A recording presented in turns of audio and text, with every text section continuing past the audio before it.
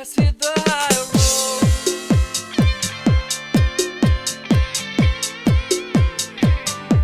Let's hit the high road.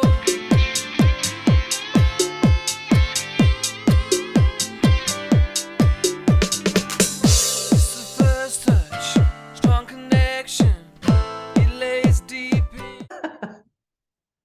Hi, this is Nancy Yearout, and welcome to High Road to Humanity. And I have Meredith Herrenbruck here today, and this is her book. And welcome, Meredith, to High Road to Humanity. Thank you for having me. I'm so glad to be here. I'm glad you're here. We had some technical issues, but we got through it. Her book is called Becoming Ridiculously Awesome. Who doesn't want that? I love the cover. It's a beautiful book. I will say that. And what great information she has, you guys. First of all, let me just say happy summer solstice, because today is June 21st, and I'm into all of that. And so it's kind of a cool day. For me, it's like a beginning. What do you think? I absolutely do. And I wasn't even thinking about it. My birthday is actually in 2 days, and I'm just feeling a little bit more energized and happy. But it did feel like a shift today. And so here we are in the beginning of summer, of kind of reaping what we sow and enjoying hopefully more sunshine wherever you are. Yeah. But being able to really accept what we have created and accept what we are given and do our best with it. I like that. That's really nice. You guys, let me give you some information. This is going to be a cool show, so you're going to want to share this one. She's going to talk about a lot of really interesting stuff. I told her in the very beginning, one of my favorite things is at the back of the book where she teaches us how to clear negativity, and that's something I'm always up for. But let me give you a little information about Meredith. She is a transformational NLP life coach. She's a writer. She's a speaker. She's the author of Becoming Ridiculously Awesome. Who doesn't want that? Meredith Herrenbruck is an experienced NLP coach who helps you get to the root cause of what stops you from experiencing the life that you want. So through her multifaceted experiences and training, and I think from reading her book, she's gone through this stuff herself. So once you live it, then you can write this. She is a master practitioner. She's certified from NLP Marin, and we're going to talk about that. A family soul constellation facilitator, and she's also into the Huna stuff, which I've always been into the Huna. You know, I've taught the audience to do the forgiveness prayer that you learn in the Huna realm, I guess I should say. So we're going to learn a lot today. But first of all, I want to hear your story. How did you discover neuro linguistic programming, and how did that programming change you? Well, I really needed it for myself. And I kind of asked the universe, I said, I'm in therapy dealing with my childhood stuff, family stuff, as I think we all get to that point where we're late 20s, we go, man, I need to kind of create my own world here. And what is it? What does it mean? And all of that. And you start to put the pieces together and throw out the old ones and analyze it all. And I was really, really stuck. And therapy for me I'd done it for a year.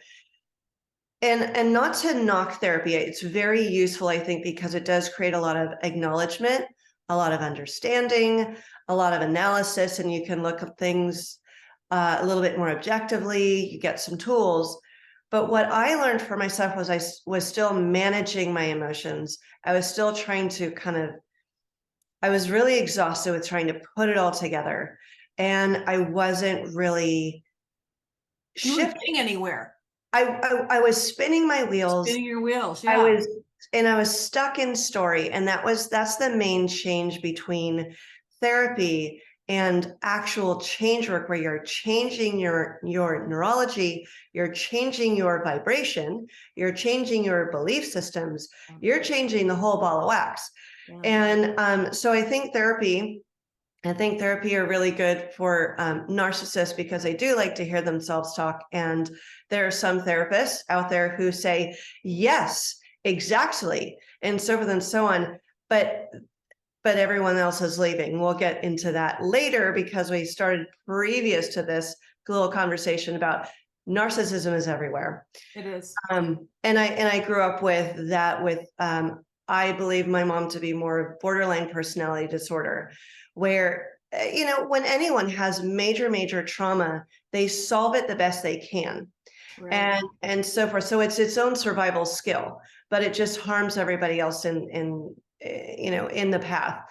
So I was stuck in my wheels, and I was desperate. I go, something has to shift. I'm like, please. Talking with a friend of mine a week later, and I'm have boy troubles and this, all that. And he's asking me these questions. And, he says, for example, and these are the first NLP questions in any session you'll tend to get is, well, what would you like? I'm like, what would I like? What do you mean, what would I like? He's like, well, if you could wave the magic wand, what would you like? And it was the most bizarre question because it presupposed that I had choice, which I didn't really know I had before, and that I could actually change my world. And so he starts asking these questions, and in 15 minutes, I look at him and I go, what are you doing? And he's like, well, what? And he's one of our best friends, and he actually later found my forever husband, and so forth. He introduced us, so he's awesome. But I look at him and I said, what are you doing? And he says, oh, well, it's NLP. And I signed up for it like 2 days later. I said, this was so incredible. It was so profound and groundbreaking for me, because I was looking at my experience as a participant, not a receiver or a victim, which a lot of us, I think, get into. We fall into that. We get into the victim. Yeah. We do, Yeah.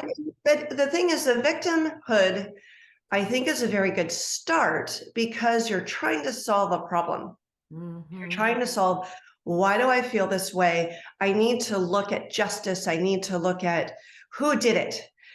But the thing is, as you start to understand more about how the universe operates, you start to learn that you are a participant and you are co-creating your experience. Right. And we're repeating. I'm going to stop you a second. Yes. What I learned, and I didn't know anything about this. All I knew was that I would say things that would be what my mother would say. It was a program. I started to realize, and I've taught the audiences, so this is why I'm interjecting a little bit, but I learned that I was repeating things that I had learned from childhood, and I had to stop that programming. I had to stop that, I don't know, that computer disk that was going on in my head, and change it and reboot. Let's just say reboot and start over. And when I started to think about these, I didn't know there was a name for this, by the way. I just knew that when I started to think of those things, I had to change my thoughts, because when you change your thoughts, you change your life, because you change your energy, like you said. So I didn't even know that there was a name for this. Yeah. Yeah. There absolutely is. And it was developed by two guys in Santa Cruz. I think it was a psychologist, a psychology major, and a psychiatrist. Really? And so they banded together. Okay. It was Richard Bandler and Robert Grinder, I forget their names. And oh, my light went out. Anyway, so they started going, all right, what works in therapy? What works as these, as questions that really get to the root of the problem.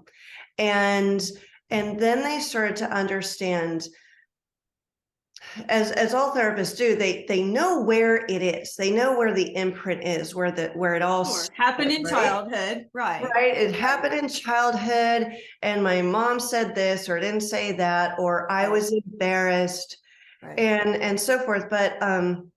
But what happens is, rather than talking about knowing where it is, it's more important to go, well, great, how do we feel about that now? What assumptions did we make? What were the worldviews that I took away from at that time?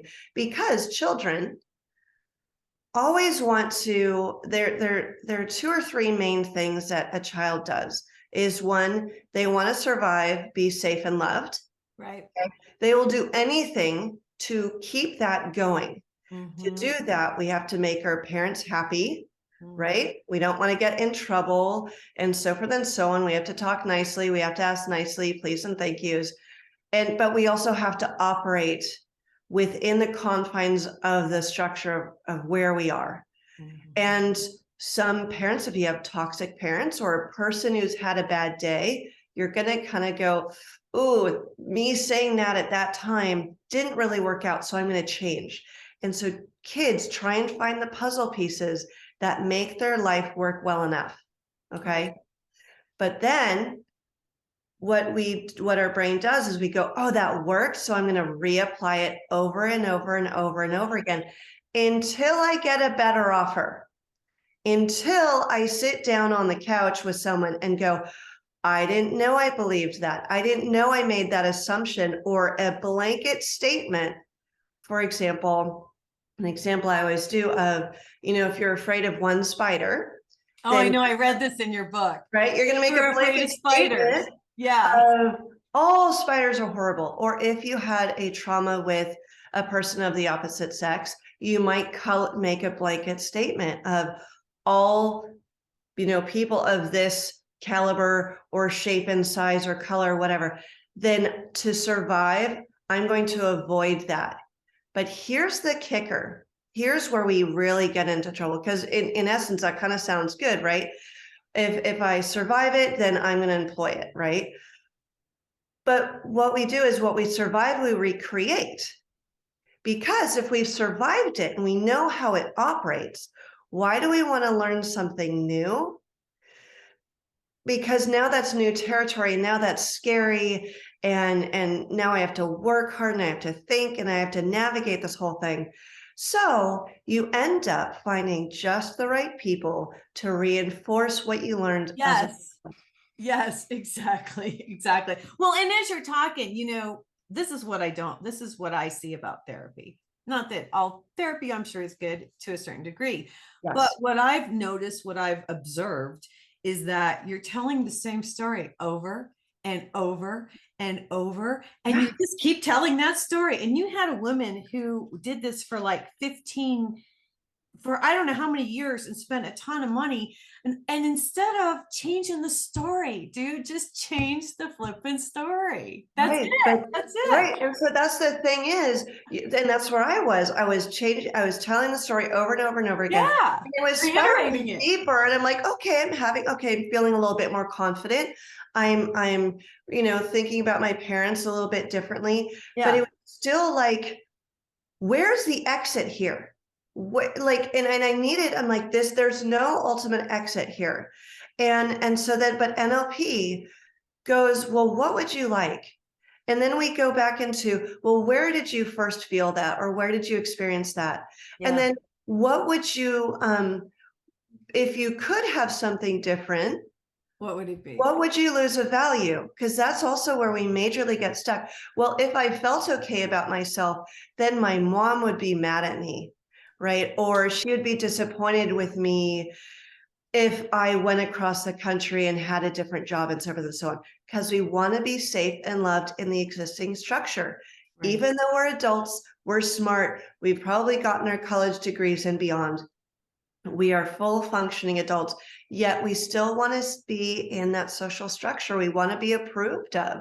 We want to be loved, and we want our parents to always pat our backs and go, you're doing an awesome job. I love you. You're amazing. I know, but we have to get out of that whole deal. We have to, we just have to make ourselves happy. It really comes down to being who you are and being happy with who you are. And it doesn't matter what anybody else thinks. And we've all been programmed to do exactly what you just said, to make sure our parents or our peers or our children even to approve of us. And we don't have to do that. I don't know why society got into that whole deal, but it's really just about us, and I was looking in your book, and I just want to say this because I did this.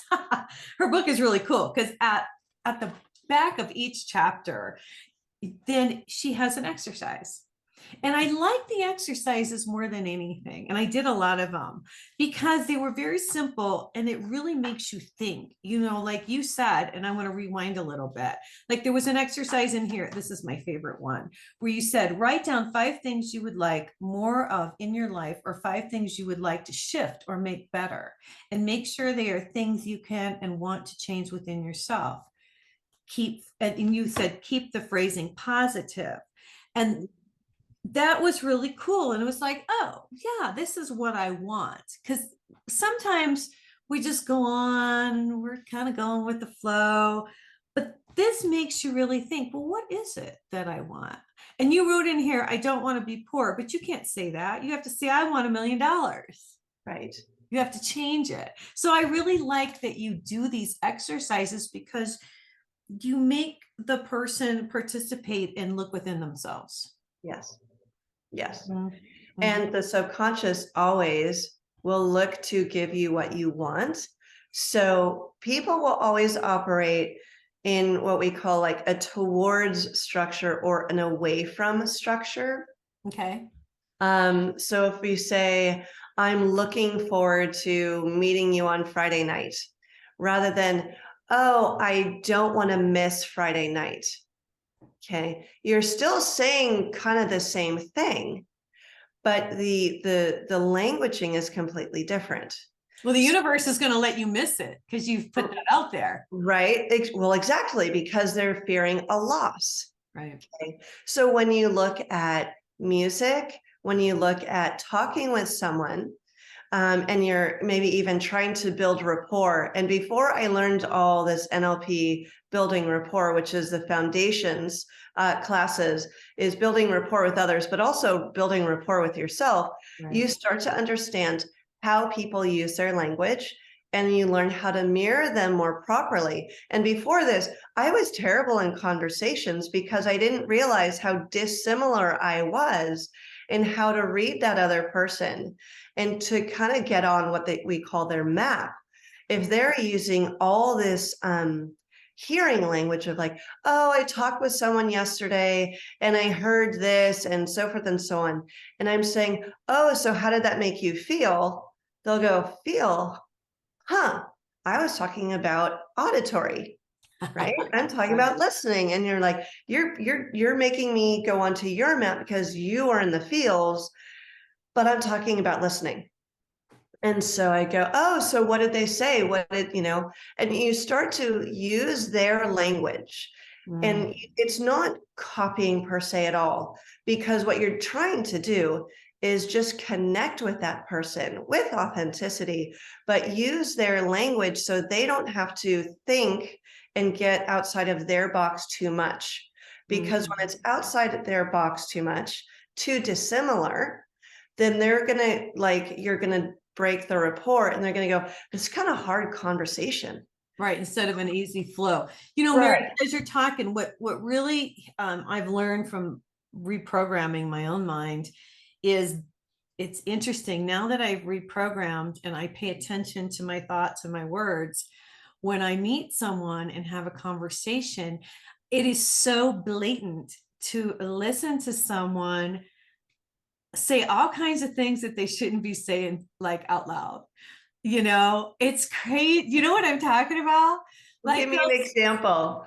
Well, like if they'll say, oh my gosh, I'll just never be thin. And can you believe it's going to rain all the time? And oh my gosh, my car always breaks down. And I'm just like, if you keep saying that, then you'll never be thin. It is going to rain all the time and your car will continue to break down. Yes. And these are the things that you have to, let me give you another example. It'll crack you up. So my mom, and I've told this on the show before a long time ago, my mom was a narcissist and I was learning this stuff. This is years ago. She's passed now, but there was a time where I would call her and I'd say, what's going on? And she'd say, well, it's raining everywhere, but at our house. It is raining everywhere, but at our house. And I said, well, Mom, I want you to start saying it rains at our house all the time. And she said, okay. And then she started to say it and it rained and then their roof leaked. But That's my point. The universe gives us exactly what we say. And the Yeah. more you do this work and the more you learn this stuff, and it was just funny because, then you start to see it in other people. Mhm. You really do. Really, really true. And especially too, when you have children, we have 2 young girls who are under the age of 10. Oh, wow. And when you start to watch all the kids' movies, they're so positive. They have great messages and so forth. And then when they start to be negative towards themselves, and I'm like, I want to protect their positive feelings about themselves. And so one might say, oh, I'm stupid, and Oh, all these negative things. I go, whoa, and I go, okay, got to check my expectations, because I am farther down the road than they are, and sometimes I have to monitor, how are they interpreting my information? Am I too hard? Am I too soft? All that. right. And go, no, no, no, no. Say, I'm working on it, or I'm getting better, or I'm great as I am. I might not know everything, but maybe I'll know more next week. Right. And just like say, you are on a path, you're on progress. You're not, but never say those negative things. And so having children's made me much more sensitive, like you, when the cat's out of the bag, you go, oh, wow. And then Yeah. you start to notice how it feels in your body. Right. Yes. When I'm on social media too much, or I don't even watch scary movies anymore. I go, Either. I don't have the need to do that anymore. But I feel it in my body. I'm much more sensitive to the feelings in my body. I go, why do I want to do that to myself? Well, the thing I is, just avoid it now. yeah, Yeah. and not to interrupt your train of thought there, but watching television is a huge thing because it's programming us. It's called programming. It's called television. Television. Okay, think about that. So what I've done is, and I agree with you wholeheartedly, I don't watch any scary movies, and there's a lot of them. Right now, there's so many horror flicks, there's so many dark movies, which really makes me sad that our society has come to that. And what I do is I watch old reruns because I can't deal with it. And I don't want that programming, because no matter what you say, whatever you watch on TV, it impacts you. Yes, it does. It's just like you and I speaking today, it impacts you. I want to talk a little bit. I want to rewind a little bit. You talk about your 5th grade teacher, Mrs. Lewinger. Is that right?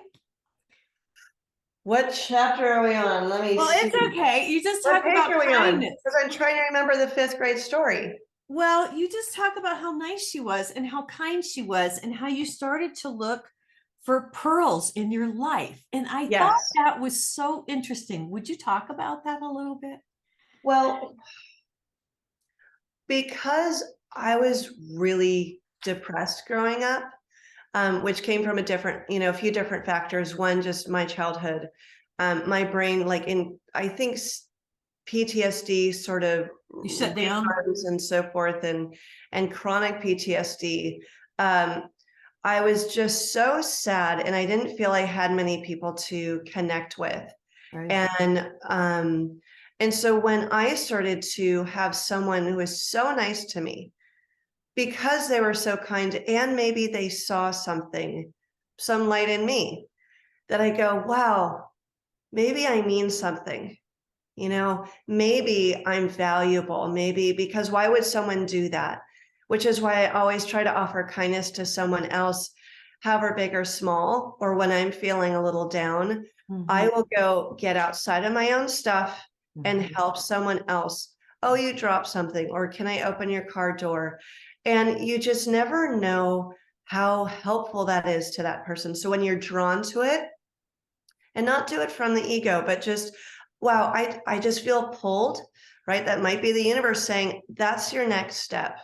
And so when I'm drawn to do that, I will. And sometimes it's with very surprising results and connections to people and so forth. But when I had that for myself, I go, wow, okay, I've got enough now in my fuel tank of love to as I call my love tank with my girls, it's like, how's your love tank doing? That it filled me enough to the next moment. And I go, oh, wow. And once I started that helped me believe more in myself, my value and what I can impart into the world. Yeah. And then it just helped. And so then over time, it builds the momentum and you get to the higher level of vibrations, rather than apathy and anger and wanting to exit, as I say. I don't really like saying we're here for a purpose, so to speak. We are here for a purpose, Meredith. Well, from the standpoint of,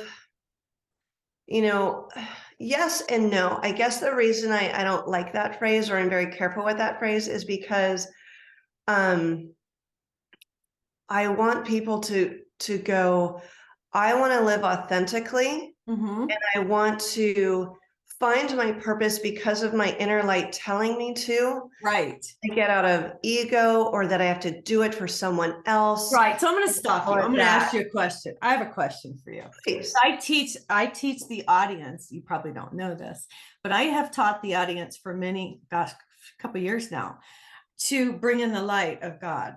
Yes. Bring in the energy. You can call it God. You can say source. You can say energy. You can say higher vibration. I don't care what you say. But Right. as you talk about your 5th grade teacher, the way I found love and the way I teach the audience to find love is through the divine. Yes. And Yeah.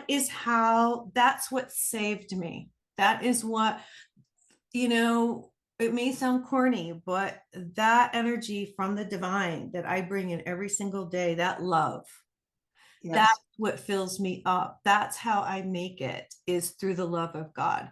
I don't have to rely on what anybody else does or what anybody else says. I know for sure that, and I use the female too. I know that the earth, Mother God, and you can say Father Sky like the Native Americans do, that's what fills me up. That's what makes me bright. And that's what makes me okay. And that's what I believe, this is just what I feel, is that we're missing. Yes.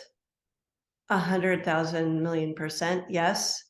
And I've been looking into that even deeper for myself, because I'm raising my daughters, and my husband grew up in kind of older Catholicism. And so he's like, I don't feel comfortable being in that. And I go, but with the studies that I have done and experiences I've done, I go, but if you look deep into any teaching, Yes. whether it's Buddha or whatever, it's like the core of it is that light that you're talking about.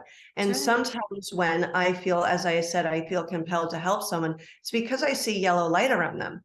And I go, Yeah, I'm let's supposed talk to help about them. that. Let's talk Right. about that. You're intuitive, so we haven't talked about that yet. And Yeah. I want to bring this up because this really struck me, the whole thing. In the very beginning of the book, you talk about your premonitions. You talk about your dreams. You talk about having premonitions months in advance, and then you talk about having premonitions a few days. Talk about this, and do you still do it? Do you still have them? I'm sure you do. I do. So when I was younger, I would see, I'd have these dreams, and I wouldn't really remember them per se. But then when the reality came, into play a few months later, and I'm like, wait a minute, I saw this before. I dreamed this before, and so forth and so on. And as I got older, especially in high school, it started to come within 3 days. I would time it because I'm like, oh no, that was Oh, like, seriously? oh yeah. And I go, oh, it's 3 days. And then it got to be so much, I didn't know what reality I was in. It was so confusing because I remember I had a conversation with a friend of mine, and he was talking, and I knew exactly what he would say. So I was talking in my head with him at the same time. And I go, how is this possible? Right.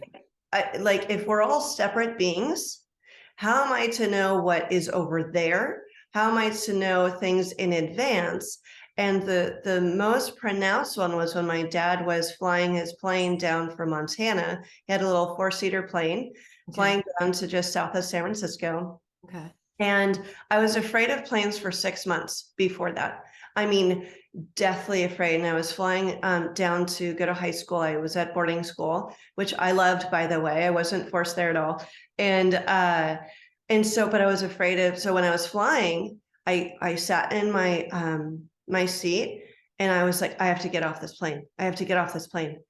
I mean, and I'm like, I've never been afraid of planes before. I didn't know where this was coming from. And I sat there and I go, okay, trust this process. Ask yourself questions. You know what the answer is. Ask them. And I go, okay, is it this plane? No, it's not this plane.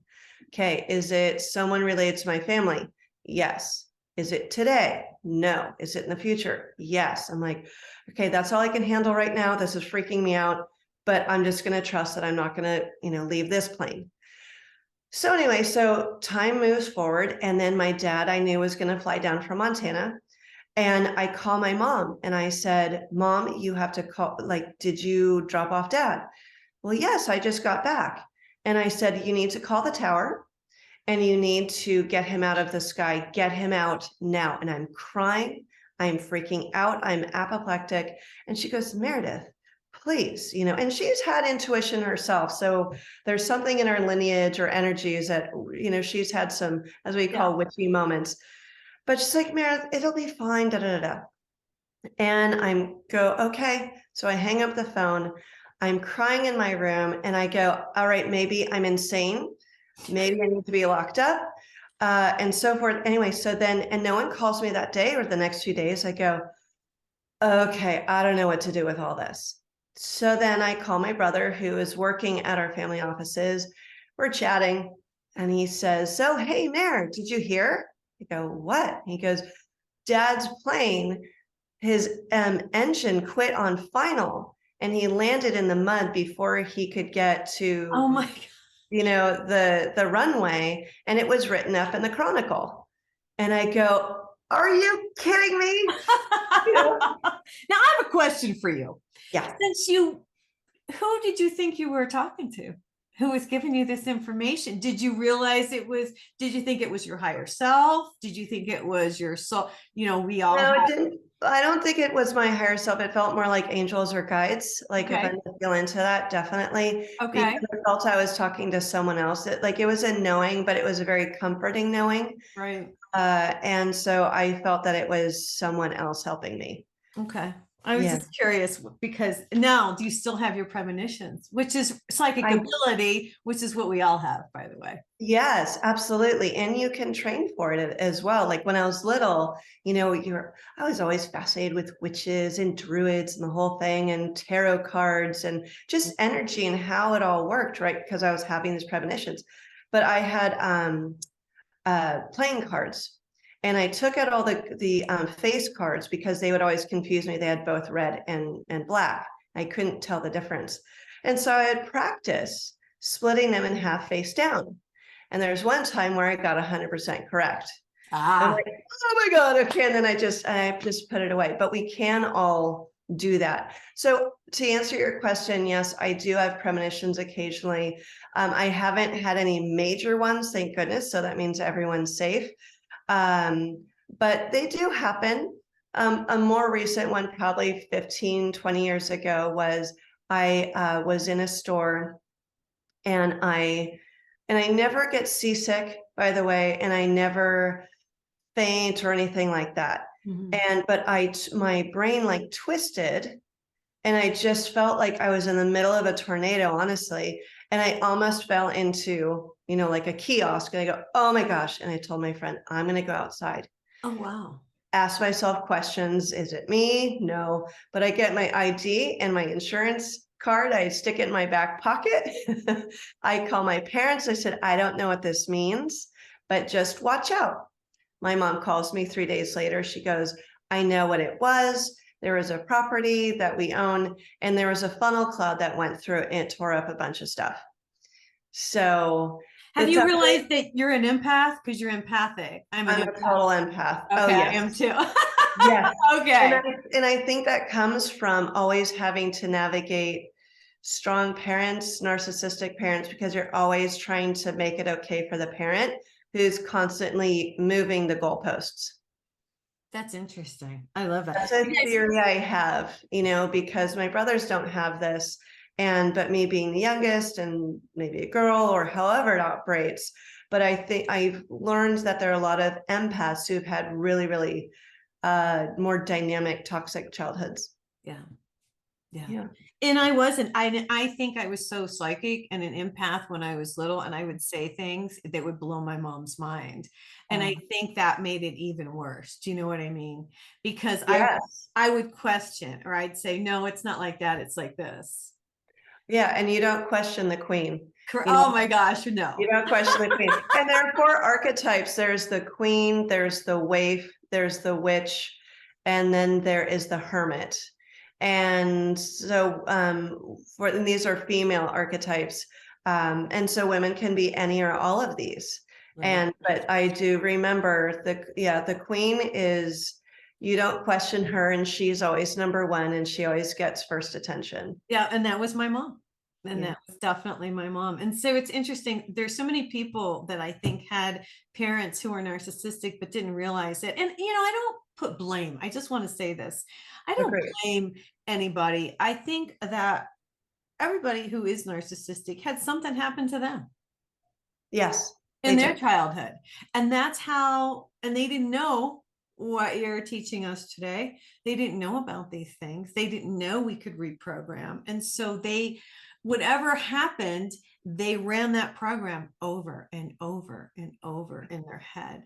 And they're just surviving too. They're just surviving as Yeah, best they so can. right. So I just want to say you can't really blame, on what happened. I want to talk a little bit. You talk about balancing your brain. There's so many cool exercises, you guys, in this book. You're absolutely going to love it. How long did it take you to put this together, Meredith? It took less than a year. Oh my which gosh. Apparently it's really fast. I would get major downloads, and I would sit there and I just let it flow. And the last chapter was in 1 download. Wow. And I was and it just took me 3 hours. Of course, the editing process takes forever. Yes, it does.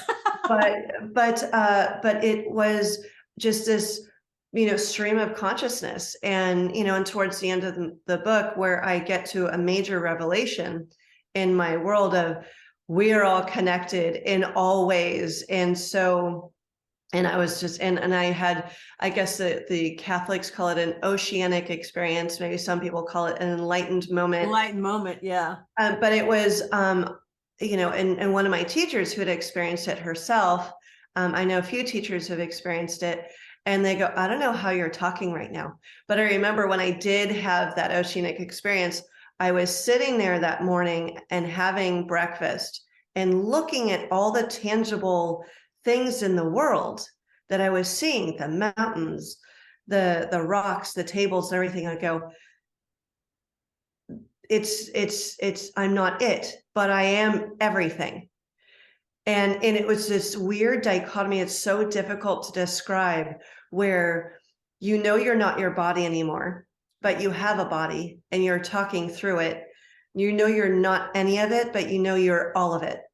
And it's the most bizarre experience. But I remember sitting there with a coffee cup, looking at it and and I'm just like, you don't exist. The coffee cup doesn't actually exist.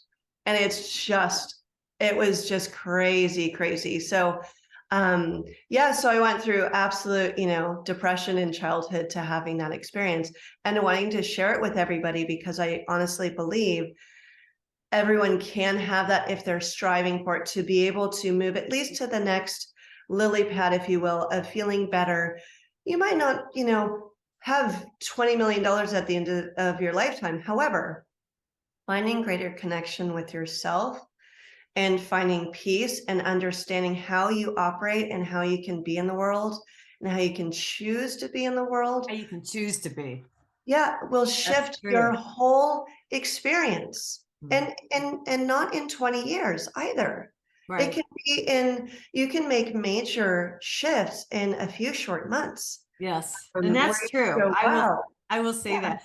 I was going to bring up this chapter. You have one chapter, you said asking for help and support. A lot of people have a hard time asking for help and support. And I can vouch for that because I had a really hard time with that, but we all have to ask at some point. And I'm going to read this little quote here by Oprah because it's just really, I thought it was great. And it says, lots of people want to ride with you in the limo. but what you want is someone who will take the bus with you when the limo breaks down. Oprah Winfrey. Yeah. And isn't that the truth? Yeah. You know, and I just want to ask you, with everything you've learned, you know, and you watch what's going on in the world right now, and you know it's not real. You know that all this is just, but you're watching it. And I'm an observer. I've gotten to that point where I observe it. I do my best to not let it impact me. I don't watch the news as much as I used to, but I do stay informed. How do you handle that now? Is it the same where you're aware and you just observe it, or? Sometimes, you know, it's the ego comes up really quickly, and I mean, you do forget of, oh yes, I'm this individual person. And then there are times where I look through my eyeballs and I go, I'm connected with everything. So whenever I stress or I think things aren't the way I think they should be or want them to be, go, okay, personal accountability and so forth and so on. But sometimes I get trapped and I'll go, how am I feeling? Is this helping me? Mhm. Is this making me feel better? Is it informing me for things I need to take care of? What can I, and this is the other thing I do, and I'm sure you do as well, is what energy can I offer to be Yes. helpful to that situation? Right. I put out good energy to my neighborhood, Yeah. I do it to the world every day. I do it to myself. I send love and light to God. I send love and light to Gaia. I send it to, you know, the world. I send it to my show. You know, I just get it out there, Yeah. push that out there and be the light. Because my thing is, Meredith, is many of us that can be the light, then we create more lights. And Yes. that's what makes our world brighter, you know, or all the lights. All right, I want to talk to you. We can't be on here forever. I love We it. had such a time. Meredith and I had such a time trying to get it together. I got a new computer, so it was kind of crazy connecting today. But God bless her. She was so wonderful. You know, I told you before we got on today that I love this clearing. And I don't know, I want to understand this a little bit more, because is this a clearing? And she has it in her book, just so y'all know. And I was going to read a little bit of it, but is this something we're supposed to say out loud?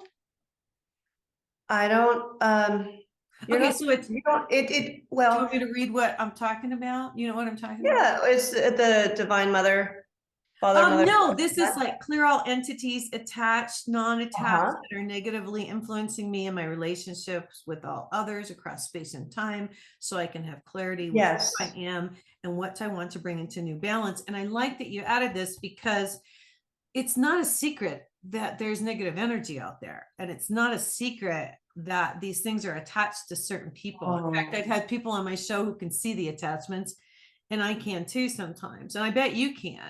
I hear them sometimes, I feel them, I don't see them so much. Okay.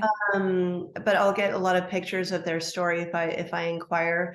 So I do clear properties, I clear people. Before I do any NLP, I clear them, and I also now check in with the angels and see how many they have. I go, why am I just clearing out? Why don't I help reinforce that they're not alone, that they can talk with their guides and ancestors whenever they would like and whenever they need. But this, you don't have to say out loud. I think it doesn't hurt. I think the vibrations of the words is useful. You Okay. feel it through your body, just like, I mean, I am raised a Christian, and I learned that it's a singing religion, actually. And so I'm in this church where actually no one sings. It's all newer songs, and it's beautiful music. But I go, God, you got to sing, you got to feel it in your body. It will change the vibration of your whole being here. Right. So I would say, yes, you can. You don't have to. I still think that it can be very useful either way. So at what point, I guess I find it really interesting that you you wrote all of this, and then at the very end you put in about all these negative energies and entities. At what point did you realize that this was a problem for you and you needed to start clearing? Because that happened to me too, but I'm just curious to hear your story. Well, when I was training for Huna, which is all intuitive work, Huna means, or Kahuna, it really means a seer of that which is unseen. And so during the initiation week, I had in Hawaii on the Big Island, which was incredible. How cool is that, right? I mean, one of the craziest things, and my teacher sees this all the time. He's super sensitive. But I saw in the middle of the night, we're walking around this sacred place, and I see blue glowing light coming out of a wall, like in a big circle, probably, God, 5 feet in diameter, 10 feet in diameter. Wow. And I'm like, what is that? And I'm like, what is that? And I hear in my head, well, it's a security light. I go, security light? What the heck does that mean? Oh, it's there to help protect that sacred space. And then I surmised and got pictures that there are bones in the wall of someone who's meant to protect that. So that was that person's, I think it's a male, sacred duty to be there and help protect that area. But I Saw his light. yeah, and I saw blue light coming out of the wall. I mean, just as if it was just emanating like a regular, incandescent light bulb. Yeah, so there's all this energy around us. And so when I started to learn more about this and how many voices actually were in my head, I'm like, am I schizophrenic? Like, and I just thought it was kind of internal dialogue. Yeah, and who am I talking to right now? Right? And I realized it got so busy in there in my late 20s, and I yelled in my head. I think I put that in this. You did. And I yelled in my head, I'm like, just stop. I was just like done. And then it was absolutely silent. I'm like, wait a minute, what is happening here? Is that just me finally having power of the mind or what? But then I kind of heard this like, shh. And I go, okay, so I'm like, oh, I have to navigate this little amphitheater of people. Are these my guides? Are these negative ones? Are they angels? I have no idea. So I've learned to kind of clear everybody out, especially now that I have children. I'm like, my property, no one comes on here. Like, I don't even care who you are. This is my space. And so it's been very quiet here. But I will open myself up to allowing when I work with someone over Zoom or personally go to a house, I'll go, okay, I turn the spigot on and I'm like, okay, what's useful here? Only who's useful, please come in and help. I would appreciate it. And their level of consciousness has to be 1,000 or higher. And I like that. That's yeah. interesting. So I'm like, hey, no riffraff around here. No fakers, please. I really want to do strong, solid, beautiful work here to heal the land, heal the energies of this home, such that everyone can feel better here. Yeah. I do that too. I heal the houses and the land, that type of thing. That's interesting that you do that. I was a real estate agent for many years. And I started with houses and then I worked with the land, and I did so well with the land because they would go, you'll understand this. And it was interesting because my client knew before I knew. He would say, you just have to go stand on that piece of dirt out there and it'll sell. And he was right, because it was my energy. It was the energy of me going out there, putting the intention out to the universe and putting that sign up there, just like your intention of going into a house and clearing it. I love how you talk about, only people whose vibration is at a certain frequency can come in. That's fantastic. Now, I'm big on protection, and I guess you are too, because of when you're light, you get more dark, because the dark's attracted to the light. But it seems like since I've been pushing my energy out, I don't have that trouble anymore. Exactly. Yeah. And we were talking before this started, you said, oh, there's a lot coming in. I go, well, why? So I was wanting to understand. Yeah. So you have to push out. And I think that's a very good exercise too, for anyone who has boundary issues. I had horrible boundary issues. You know where my boundary was? here. Right. I'm with you. I, Yeah. I didn't know that I began anywhere. I was just reacting to my world. I was complete reaction mode with an occasional, childhood haughty attitude here and there. But in general, and I finally realized, I'm like, where is my boundary?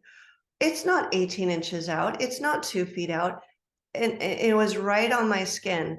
And so if anyone has boundary issues, I would invite them to go, well, what does it feel like if you imagined like a bubble around you, which I'm sure you teach a lot of, just gently pushing it out and having an edge of maybe yellow light or white light with gold flecks. There's so many beautiful lights that you can use to be helpful, and maybe use one color one day, when you need it and you're not feeling awesome, but push it out and feel that, and operate in the world for maybe 5 minutes. Go to a grocery store and just operate and keep it out there, because we can very subconsciously shrink it very quickly.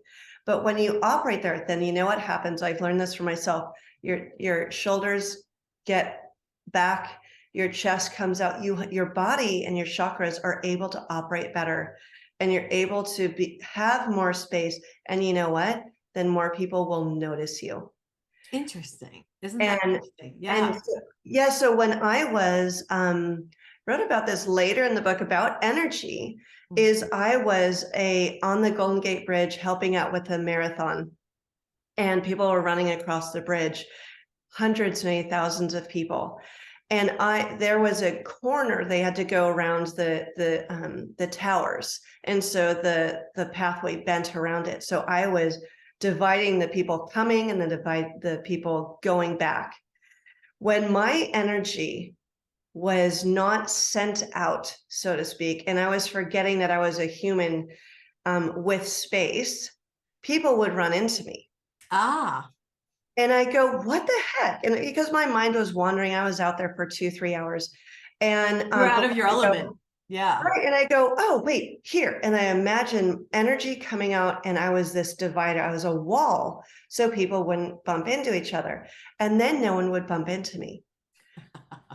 So I was like, so what, so it's all these little pieces that I talk about in my book of these learning, these little pearls of wisdom of like, oh, we're not just the body. We are an energy field. We're not just an energy field. We are past, present, future. We're connected to everything. We can manipulate, I don't like that word, but we can change, we can affect our experience way more than we think we can. Right. Exactly. Gosh, we could have a whole nother half hour. I need to let you go though, because we've been on for a while. Because when you change your energy, you just change it for, I've learned, the generations in front of you and the generations behind you. And that's what's so cool. I'm so glad this is like a fabulous book, you guys. You have to pick this up. It's Becoming Ridiculously Awesome. And who doesn't want that? And it's by Meredith Herrenbruck. And let me spell her last name. It's Herrenbruck. How do people find you, Meredith, if they want to find you? Well, you got me on Facebook, you got me on Instagram, you got me on YouTube, and my website, which is livingyourawesome.com. And I offer free consults for those who want to do sessions with me, clearings and the like. I love it. All right, you guys, we got to get out of here for today. It's been such a pleasure. I'm so glad you came on the show. Thank you so much, Nancy. All right, guys, we're going to get out of here for today. This is Nancy You're Out. If you want an angel reading, go to my website, nancyyourout.com. You can book your date and time, and I'm doing some public speaking. So if you want to book me for your next event, you can go on there or just email me, nancyyourout@gmail.com. All right, you guys, again, it's Becoming Ridiculously Awesome. And this is Nancy You're Out with Meredith Herrenbruck, and this is High Road to Humanity. Everyone have a great week, and God bless.